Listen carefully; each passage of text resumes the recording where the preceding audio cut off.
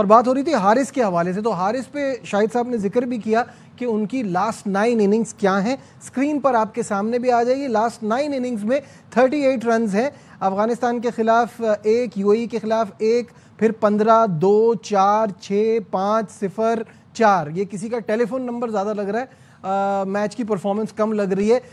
रऊफ, अब ये एक बात चल रही है कि हारिस को उनके नंबर पे नहीं खिलाया जा रहा। मैं कह रहा हूं कि अगर हारिस थोड़ा 15-20 रन भी अच्छे कर रहे होते ना, तो मैं ये कहता कि नाइंसाफ़ी हो रही है, ये इनको ऊपर भेजना चाहिए। इनको तो समझ ही कुछ नहीं आ रहा है कि ये करने क्या आए हुए हैं। वो तो कल तो नूर की बॉल पल्ले ही नहीं पड़ रही थी, क्या कहेंगे?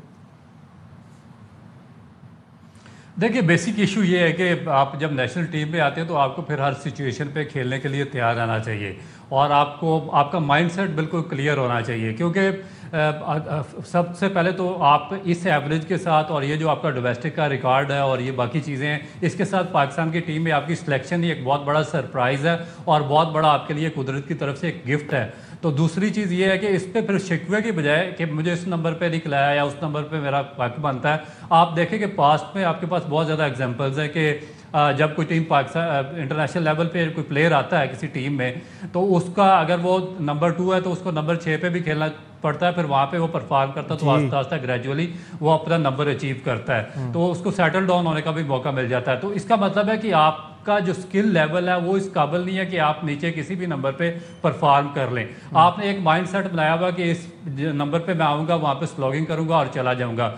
आप देखें कि 9 मैचेस हैं, 38 रन है, 46 आपने बॉल्स खेली हैं, आपका स्ट्राइक रेट 80 रन का है। तो इस पे मैं प्लेयर पे तो बिल्कुल तनकीद नहीं करना चाह रहा, मगर इस पे सिलेक्शन कमेटी पे बात करना ज़रूर बनती है कि कौन सी परफॉर्मेंस पे आप प्लेयर को सिलेक्ट कर रहे हैं। क्या पाकिस्तान की जो 25 करोड़ की आबादी है उस पर हमारे लिए बस यही लोग रह गए हैं कि इनको इससे पहले जो ड्रॉप हुए हैं वो भी 4-4 साल खेलते रहे, 10-15 की एवरेज से, जो आप खेल रहे हैं उनकी भी 10-12 की एवरेज है, वो खेल रहे हैं। तो जो आपके इमर्जिंग टैलेंट थे जिसपे आपने इतना बड़ा पैसा इन्वेस्ट किया डोमेस्टिक पे, तो वो किधर चला गया? आपके शायद साहब बहुत सारे लोगों का आपकी शायद साहब बहुत सारे लोगों का ये ओपिनियन है कि ये बहुत ही ब्लेस्ड हैं कि इनको ये अपॉर्चुनिटी मिली है।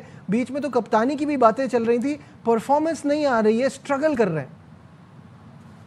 हम एक तरह से हम कैच 22 की सिचुएशन में हैं कि हम अपने यंगस्टर्स को चांस देते हैं। अभी 2 साल पहले हारिस ने एक बड़ी जबरदस्त सेंचुरी एशियन एमर्जिंग कप में श्रीलंका में बनाई थी। अभी इस दफा उसने बांग्लादेश के खिलाफ एक सेंचुरी बनाई। तो अब थोड़ा बहुत ऊपर नीचे करके देखना पड़ेगा। आपने उसे 7वें नंबर पे भेजा, 6ठे नंबर पे आप नवाज को भेज रहे हैं, तो अगर वो टॉप ऑर्डर का प्लेयर है, एक आध मैच आप टॉप ऑर्डर में भी खिला के देख लें। आपने बांग्लादेश के खिलाफ उसे टॉप ऑर्डर में खिलाया था। अब बड़ी कैच 22 की सिचुएशन आ गई कि आया बाबर रिजवान बेहतर थे या नए प्लेयरों को चांस दें। कल मैं एक क्लिप देख रहा था, एक चाचा क्रिकेट के चाचा पाकिस्तान के नाम से मशहूर है, उन्होंने सुबह एक यूट्यूबर को कहा कि नहीं, बाबर आजम और रिजवान की हमें जरूरत नहीं। जब शाम मैच पाकिस्तान हार गया तो उन्होंने कहा नहीं, हमें जरूरत है। तो उस यूट्यूबर ने फौरन उन्हें पकड़ लिया कि सुबह तो आप कह रहे थे कि नहीं है जरूरत। तो हम अजीब सी सिचुएशन में आ गए कि हम न जाए रफ्तार न पाए मानदंड। लेकिन शाहिद साहब, हमें आपको फॉर्मर क्रिकेटर्स को तो चाचा नहीं बनना चाहिए ना।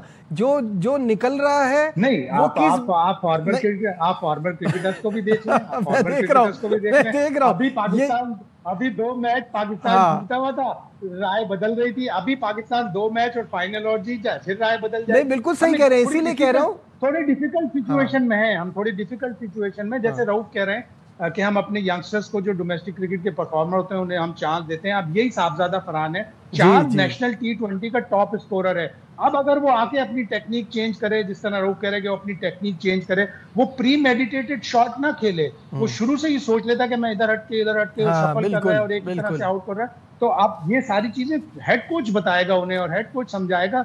और अब कल बड़ा आपका एक ट्रिकी मैच है, अगर आप यूएई से अच्छा नहीं खेलेंगे तो आपके लिए मुश्किल हो जाएगी। नहीं, खैर अब हम यूएई से भी घबराएं, इतना तो बुरा हाल हमारी क्रिकेट का वैसे हो ही गया है।